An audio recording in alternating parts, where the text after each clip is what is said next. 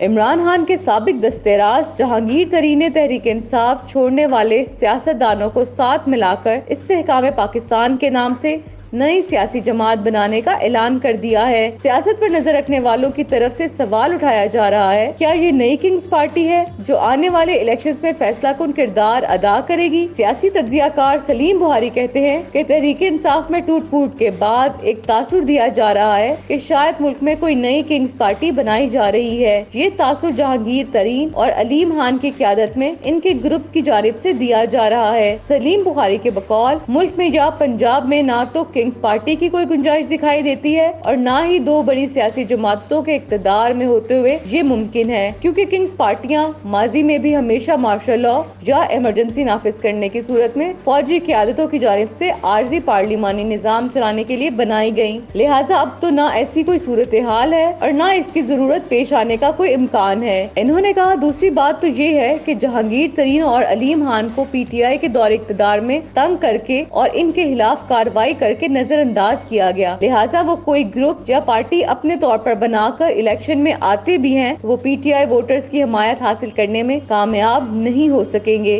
اس کے علاوہ گزشتہ کئی ہفتوں کی کوشش کے باوجود یہ گروپ ابھی تک اپنے پرانے ساتھیوں سے آگے نہیں بڑھ سکا۔ پرانے ساتھیوں کے علاوہ وہ لوگ دلچسپی رکھتے ہیں جو پہلے بھی ترین اور علیم خان کے کہنے پر پی ٹی آئی میں شامل ہوئے تھے۔ سیاسی تجزیہ کار سمجھتے ہیں کہ ترین سمجھدار کاروباری شخصیت ہیں، انہیں ابھی تک خاطر خواہ کامیابی حاصل نہیں ہوئی، نہ ایسا یقین ہے، ورنہ وہ فوری طور پر پارٹی رجسٹر کرا کر تیزی سے سیاسی جدوجہد کا آغاز کرتے نظر آتے۔ البتہ یہ ضرور ہے کہ وہ اپنے دھڑے کے ساتھ الیکشن لڑ سکتے ہیں تاکہ پریشر گروپ کے طور پر کم از کم پنجاب میں موجود ہوں۔ تجزیہ کار حسن عسکری نے بات کرتے ہوئے کہا کہ ملک میں اس وقت کنگز پارٹی کی گنجائش نظر نہیں آ رہی، البتہ سیاسی گروپ ضرور جنم لے رہے ہیں، ان کا وجود بھی بڑی پارٹیوں کے ساتھ انتخابی مہم کے دوران معلوم ہوگا کہ کتنا مؤثر ہے۔ جہانگیر ترین گروپ کی جانب سے سیاسی رابطوں کے لیے 3 رکنی کمیٹی تشکیل دی ہے جو آن چودھری، سردار تنویر الیاس اور اسحاق خاکونی پر مشتمل ہے۔ کمیٹی پی ٹی آئی چھوڑنے والے رہنماؤں کو